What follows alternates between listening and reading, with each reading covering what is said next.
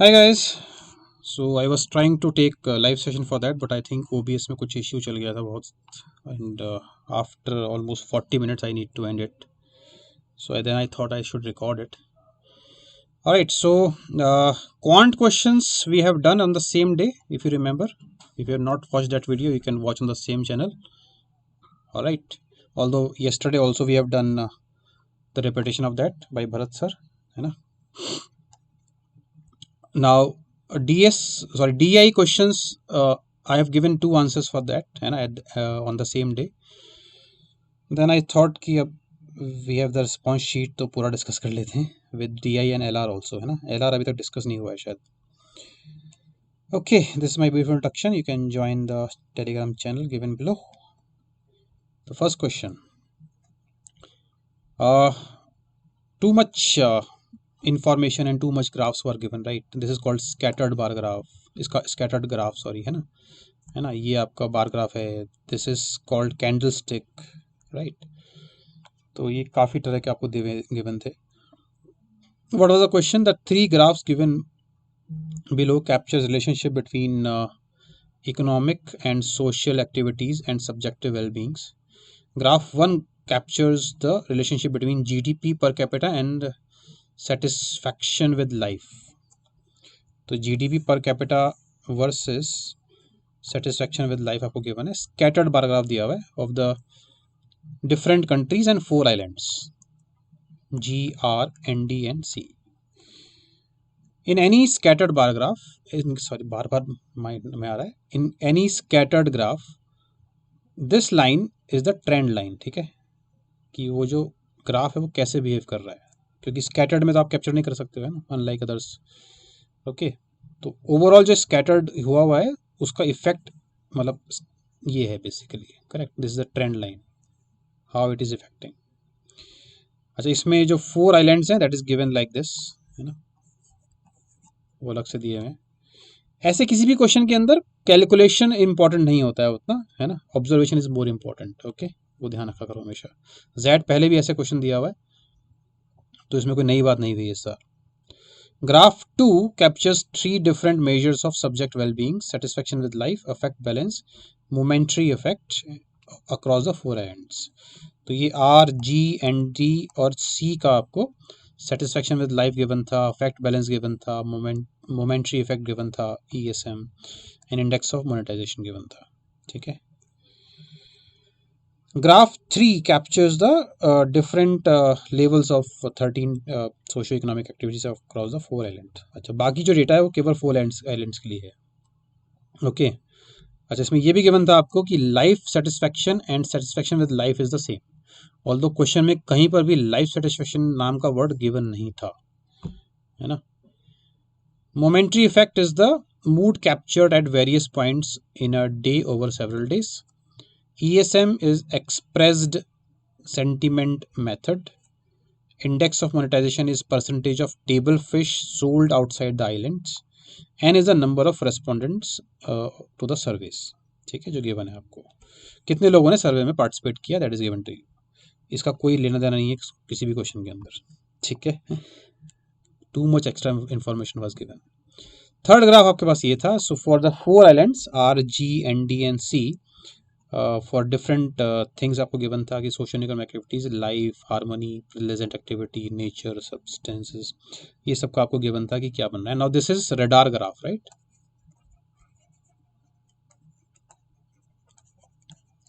इसमें क्या होता है कि देखो, ये बहुत क्लियरली मेंशन नहीं था लेकिन दिख रहा था ध्यान देने पर कि this is actually 10, this is actually 20, this is 30, this is 40, है ना. मतलब ये जो पूरा बाहर वाला सर्किल है दैट इज 40, उसके इनर वाला 30 and then 20 and then 10 and so fourth.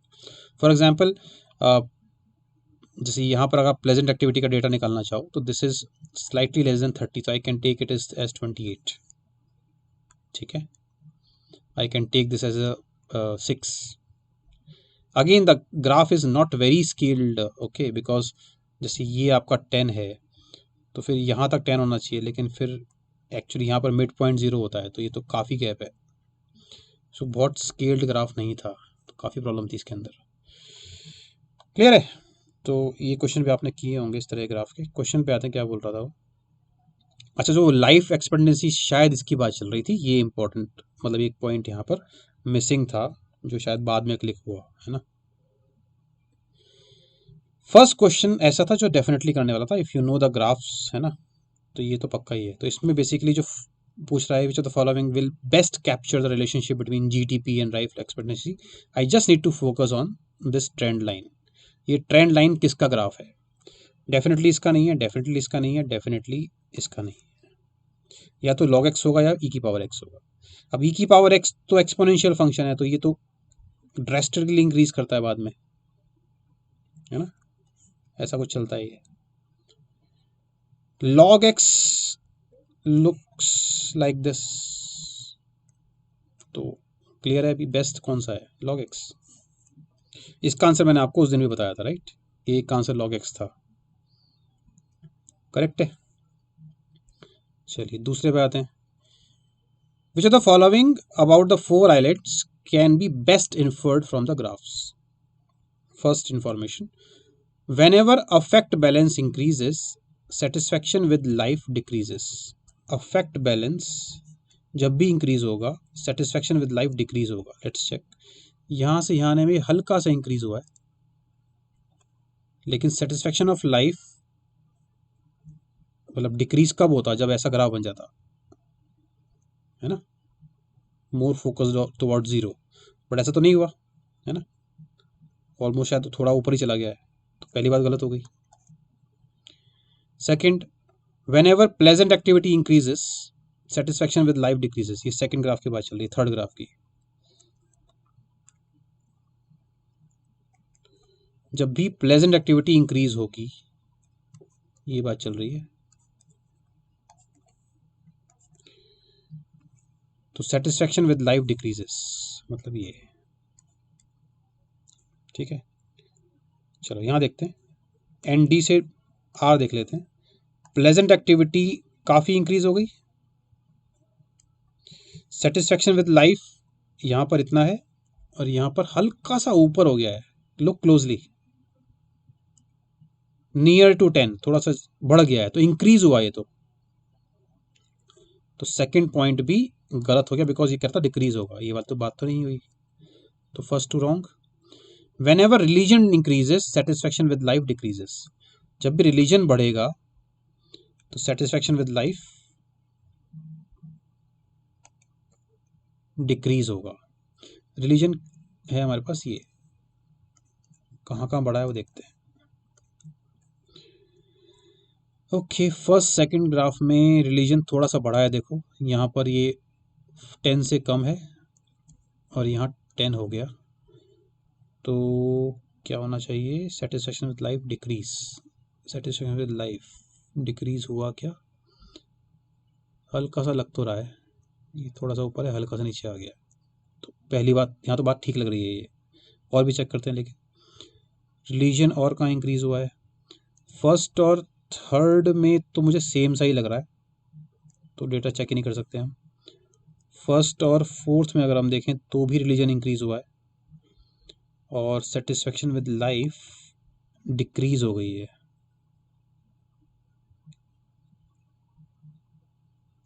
whenever religion increases, satisfaction decreases।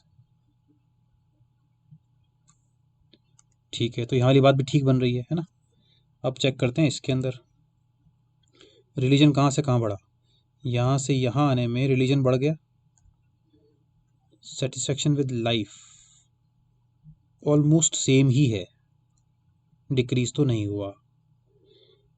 तो I am not sure about this, क्योंकि इतना क्लोज है ना ये ऑप्शन, और दिख भी नहीं रहा है कितना डेटा है। ओके, तो इसको मेरे को क्वेश्चन मार्क में डालना पड़ेगा कि शायद ये सही हो सकता है। तो अगर डी या ई में से कोई गलत सही नहीं हुआ तो पक्का सी आंसर मार्क कर सकते हैं, राइट। डी बोल रहा है when ever satisfaction with life increases, family also increases. Satisfaction with life बढ़ेगा तो फैमिली भी बढ़ेगी, लाइफ एंड फैमिली, ठीक है। यहाँ से यहाँ आने में लाइफ बढ़ा, फैमिली कम हो गई, तो ये तो पक्का ही गलत हो गया।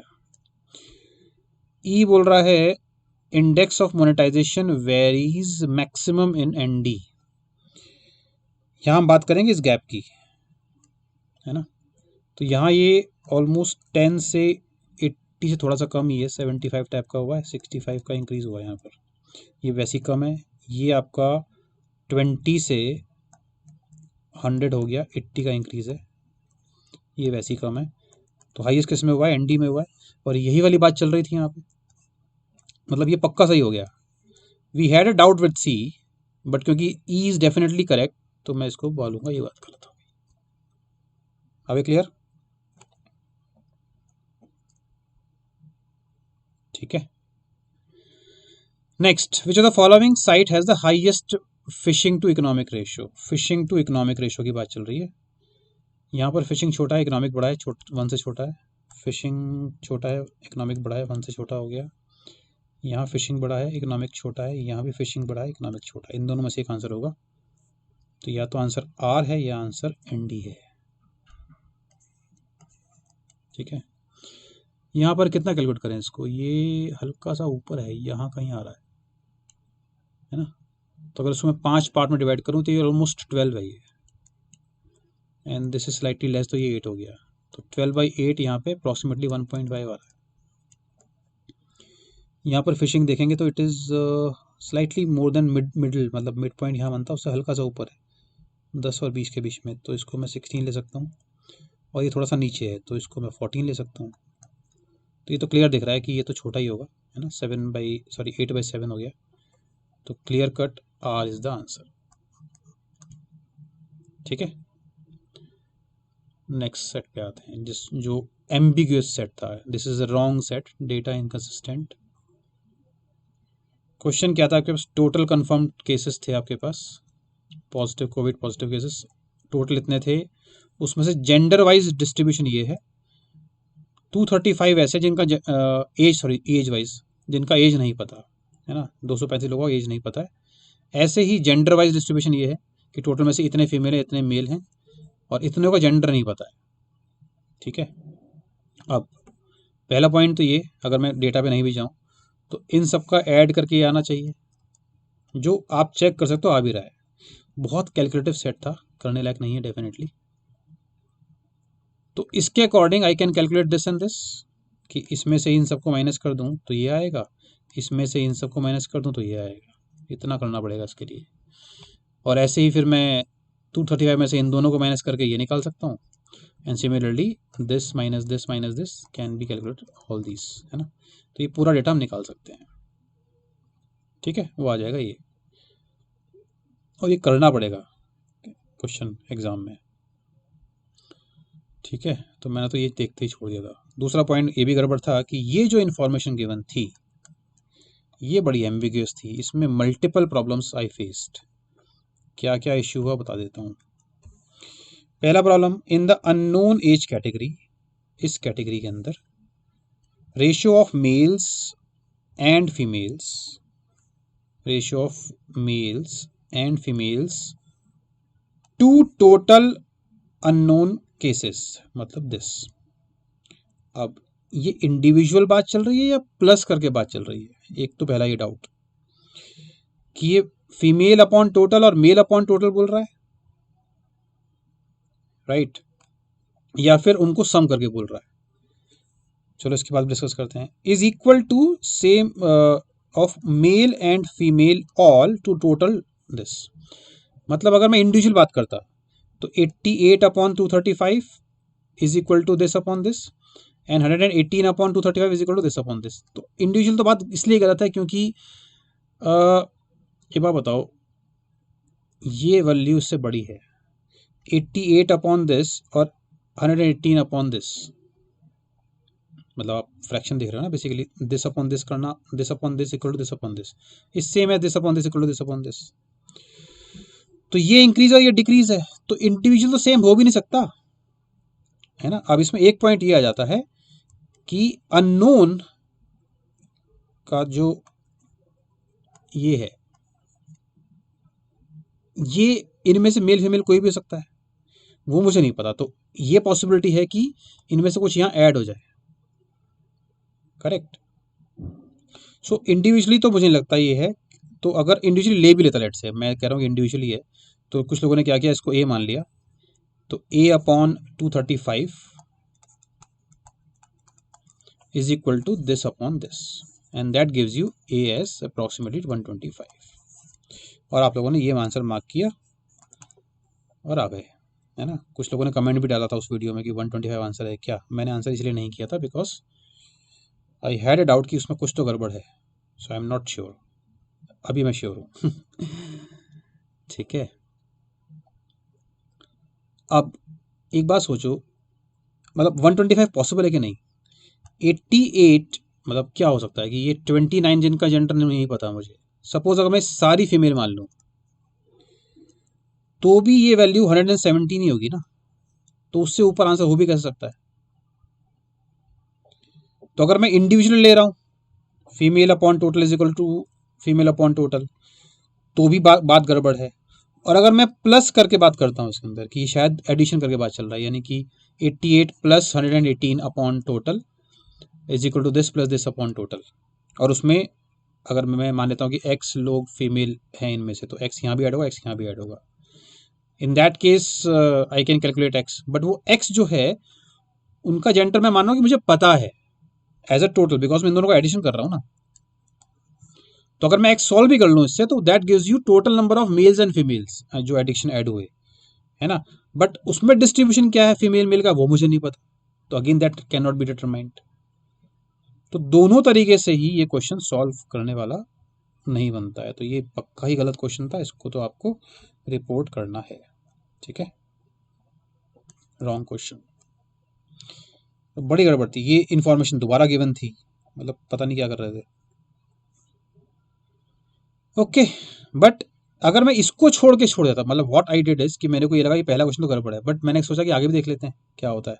So if you remember in that video I also told you the answer of this question, कि मैं थोड़ा आगे बढ़ गया, मैं कहा देखते हैं नेक्स्ट क्वेश्चन शायद सॉल्व हो जाए, है ना, और वो हो गया इफेक्टिवली।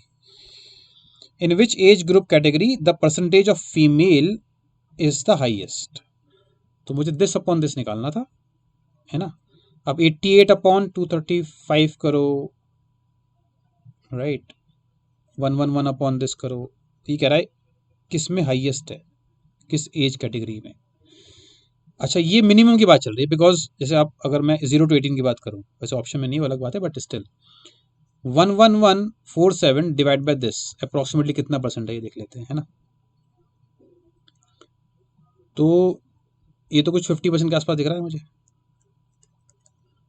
अब अगर मैं ये भी मान लेता कि ये सारी की सारी फीमेल हैं, तो भी वैल्यू 50% के आसपास ही रहती ना, if you even add to 335 here, तो बहुत फर्क तो नहीं पड़ने वाला है। डेफिनेटली 50 to 55 के बीच में वैल्यू बड़ी रहेगी, करेक्ट। मतलब मिनिमम 50, मिनिमम मैक्सिमम कुछ भी ले लो, वो 50 to 55 के बीच में रहने वाला है फॉर 0 to 18। ठीक है, ऑप्शन चल लेते हैं। 61 to 70 का आप बात करोगे तो 37 अपॉन 73, ये स्लाइटली मोर देन 50% है ना। और 31 ऐड भी करूँगा तो फर्क नहीं पड़ने वाला मुझे। 31 to 40 देखोगे तो 126 अपॉन 241, इसका आधा हो जाएगा 120, और ये थोड़ा सा, ये अगेन 50 प्लस है, slightly more than.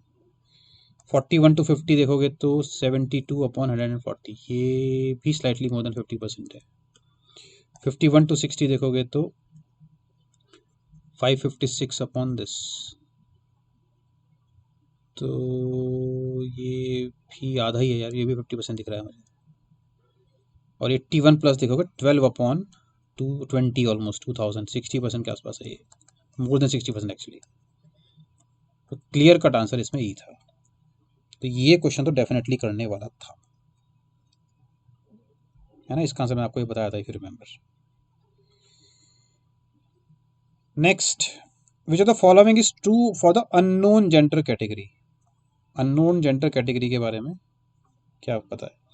Unknown age group patients are less likely to provide information about gender than any other age category। जो unknown age category है उसके जो पेशेंट हैं they are less likely to provide information, मतलब वो अपना gender बताना नहीं चाहते हैं इसके चांसेस कम हैं, लेस लाइकली, मतलब वो जनरली नहीं बताना चाहते। मतलब 88 प्लस 118 अपॉन 235, ये जो परसेंटेज आएगी ऐसी, मैं इसका निकालूंगा this plus this upon this, तो वो किसका हाईएस्ट है, सॉरी किसका लोएस्ट है, लेस लाइकली है ना। तो this plus this divide by this, lowest आना चाहिए। In other words can I से दिस अपॉन दिस हाईएस्ट आना चाहिए। Unknown upon positive, total positive, किसका हाईएस्ट है वो पूछ रहा है, ठीक है।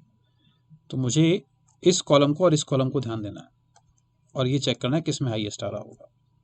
ऑलराइट, चलिए तो अभी देखते हैं। इसका 10% 23 है और ये 29 है, तो ये 12% के आसपास बन जाएगा, 11-12% है ना। इसका 1% 22 है और ये 33 है, तो ये तो 1.5% के आसपास होगा। ये इसका 1% 32 है और ये 34 है, स्लाइटली मोर देन 1%। इसका 1% 24 है, ये 29 है, अगेन 1+%। इसका 14 है और ये 16 है, तो ये कुछ अगेन स्लाइटली मोर देन 1.2 के आसपास बन जाएगा, परसेंटेज ही बनेगा। लेकिन इसका 1% 11 है और ये 84 है, ठीक है। ये तो बहुत ही कम हो गया, सॉरी इसका 1% 111 है और ये 84 है, तो ये तो लेस देन 1% है। इसका 1% 73 है और ये 31 है, तो दिस इज 1%, 0.5% 36, उससे भी कम हो गया, ठीक है। इसका 1% 34 है और ये 20 है, स्लाइटली मोर देन 0.5%। वैसे आंसर तो मेरा आ ही गया, बट स्टिल मैं आगे के लिए भी निकाल रहा हूँ। इसका 1% 19 या 20 है और ये आपका 12 है, तो ये तो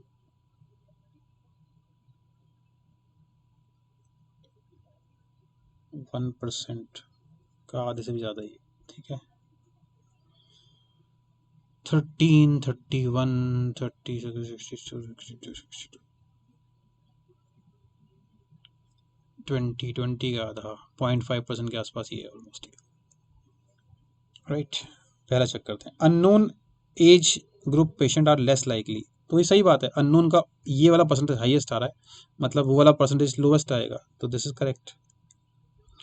बिटवीन 31 to 80 जब एज इंक्रीज होगा तो in percentage terms are less likely to provide information, मतलब जब इनका वैल्यूज देखोगे आप ऐड करके तो वो लेस लाइकली, मतलब जैसे जैसे एज बढ़ेगी 31 to 80 के बीच में, ठीक है, परसेंटेज टर्म्स में उतने ही लेस लाइकली होते जाएंगे। मतलब ये वैल्यू और कम होती जाएगी, यानी कि ये वैल्यू और बढ़ती जाएगी, बट ऐसा तो नहीं हो रहा यहाँ पे। ये वैल्यू कंसिस्टेंटली बढ़नी चाहिए थी, जो कि यहाँ पर गड़बड़ दिख रहा है मुझे, तो ये तो पक्का आउट है। Now if you look at the options, एक तो पक्का सही है, तो ये आउट, ये आउट, ये आउट। दो पक्का गलत है, तो ये भी आउट। तो only option left is D, मतलब थर्ड को चेक करने की जरूरत भी नहीं है। वैसे वो क्लियर दिख रहा है, साफ है कि एल्डरली वाले जो हैं they are more likely to give information about than 0 to 18। तो 0 to 18 तो आपका 1.5% है और ये 0.5% है, सो मोर लाइकली हुआ, बिकॉज ये वैल्यू इससे कम आ रही है, राइट, तो ऑब्वियसली मोर लाइकली हुए ना। ये तो ना बताने वाली परसेंटेज है ना, वो कम आ रही है मतलब बताने वाली ज़्यादा होगी, तो थर्ड भी सही है वैसे, है ना। ऑलराइट, चलिए एलआर का सेट बच गया, वो कर लेते हैं। ये उस दिन बच गया था हमारा। To prepare a fish, sorry dish, dosa, sambar, idli, chutney, rajma chawal, mawa bati et cetera, a chef has to finish 9 activities, some of which could be done simultaneously while others could not be done simultaneously। C diagram, ये नेटवर्क डायग्राम की तरह था।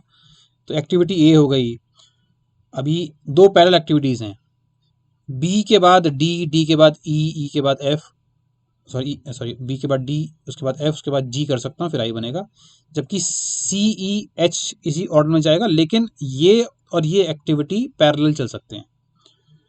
मैं simultaneously B और D C चला सकता हूँ, लेकिन डी तभी होगा जब बी हो जाएगा।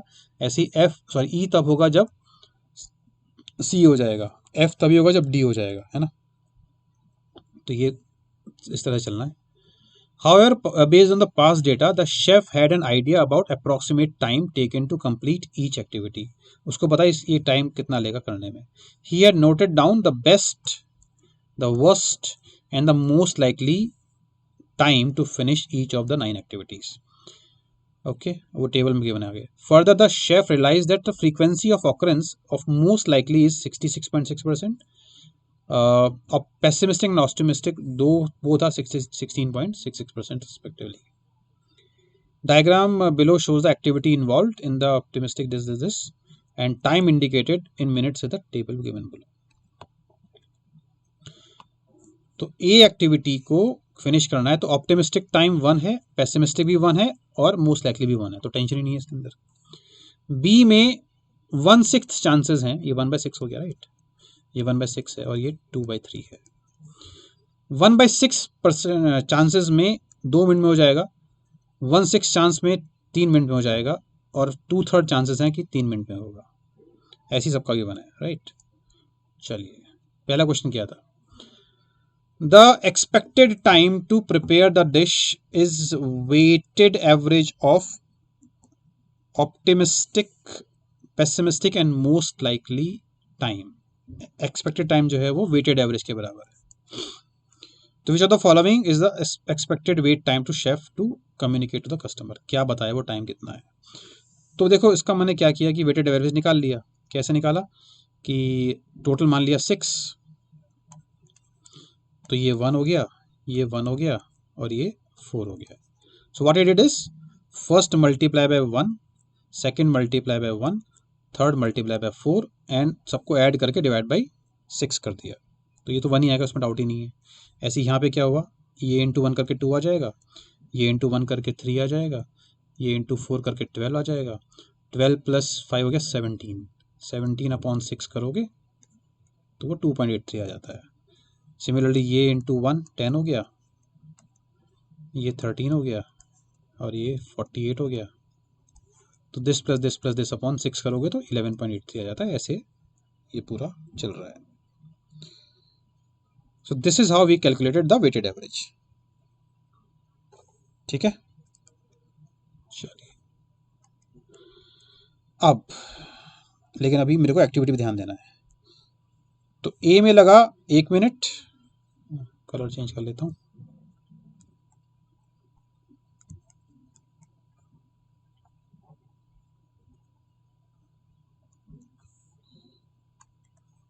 बी में लगा 2.83,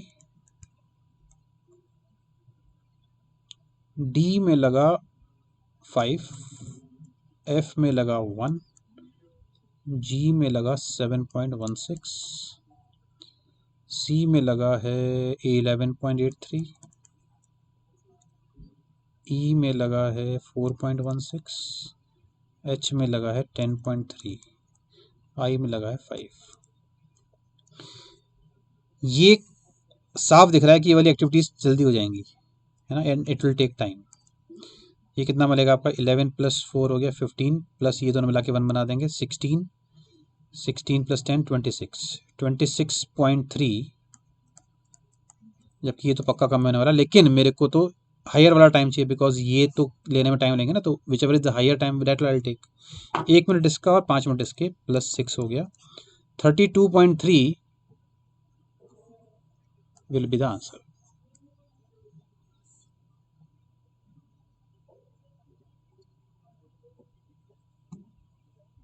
ठीक है,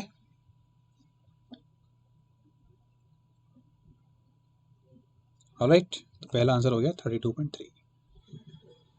दूसरा, अब इसमें वो वेटेड एवरेज का यूज नहीं है तो उसको छोड़ दो, वो फर्स्ट क्वेश्चन लिखा केवल। Customer dissatisfaction is the difference of the actual waiting time and the expected waiting time, AWT और EWT। AWT is the actual waiting time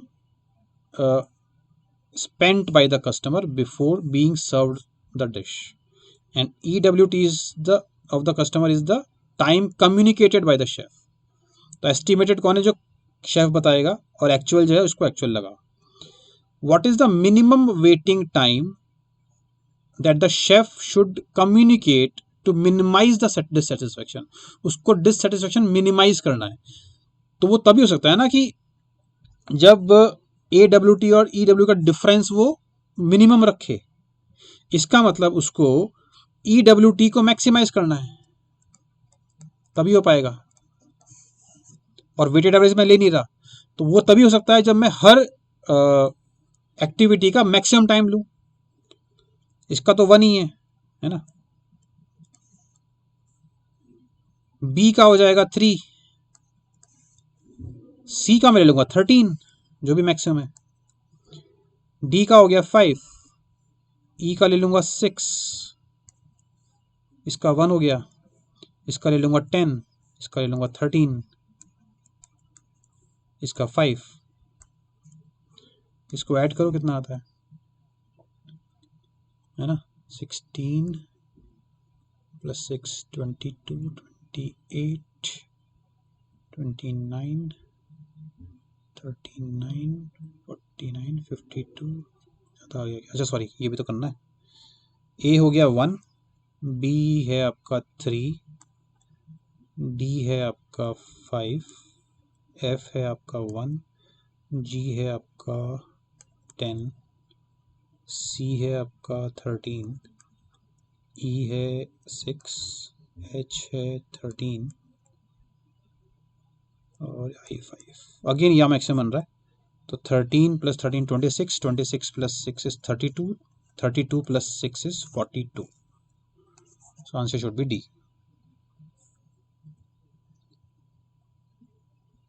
clear है? दोनों चीजें करनी थी है ना, वो भी करना है और ये भी करना है। And the last one, which of the following is the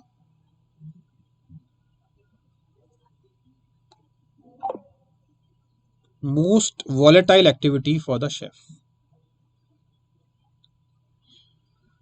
volatile का मतलब होता है कि कौन सी एक्टिविटी ज्यादा फ्लक्चुएट की, बहुत ज्यादा फ्लक्चुएट की है ना। इसमें थोड़ा सा डाउट था। अब जैसे ए तो फ्लक्चुएट नहीं हुई है, ऑप्शन ही देख लेते हैं। सी वाला ज़्यादा फ्लक्चुएट नहीं हुआ ना, देखो 10 13 और 12, तो ये आउट है। बी भी ज़्यादा फ्लक्चुएट नहीं हुआ है, 2 3 3। एच 9 10 और 13, ठीक है। तो यहाँ से यहाँ आने में तो अगर मैं देखूंगा तो एक ही का इंक्रीज है, फिर 3 का इंक्रीज है, तो कुछ तो फ्लक्चुएशन हो रही है, देखते हैं आगे। जी 5 से 7 होके फिर 10 हो गया, ऑलराइट। और ई आपका 3 से मैक्सिमम 6 हुआ है, तो यहाँ 3 मिनट का डिफरेंस आ रहा है देखो, और यहाँ 5 मिनट का डिफरेंस आ रहा है, और यहाँ 4 मिनट का डिफरेंस आ रहा है। सो बहुत क्लियर नहीं है, but I will go with G. I mean क्योंकि इसमें ज़्यादा गैप है basically in terms of minimum and maximum time की बात कर रहा हूँ बेसिकली, क्योंकि कुछ मेंशन तो है नहीं कि पेसिमिस्टिक, ऑप्टिमिस्टिक और मोस्ट लाइकली किसको काउंट करना है। So what I am doing is कि जो मिनिमम टाइम लगा और मैक्सिमम टाइम लगा उसमें डिफरेंस क्या बन रहा है, तो सबसे ज़्यादा डिफरेंस तो जी में बन रहा है। और अगर आप रेशो पे भी जाओगे तब भी डबल हो रहा है देखो, और तो डबल यहाँ भी हो रहा है बट वो लेस वैल्यू पर हो रहा है। तो मिनट वाइज मतलब दोनों को कंबाइन करके देखोगे, so most likely answer should be G. ठीक है, क्लियर है? चलिए, तो ये हमारे आंसर्स थे। तो we have done with quant, we have done with LR, we have done with DI, correct. DS तो हमने पहले ही कर लिया था, डाउट ही नहीं है। वीएआरसी हम कर ही चुके हैं है ना कल, वो भी देख लेना नहीं देखा है तो। अब देखते हैं कल परसों तो रिस्पॉन्स शीट विद आंसर की भी आ जाएगा, तो रिस्पॉन्स शीट तो आ ही चुका है। थोड़ा स्ट्रेंज था इस बार, बट ठीक है। ऑलराइट, चलो, do subscribe the channel, do like the video, all the best, thank you very much, bye bye, C.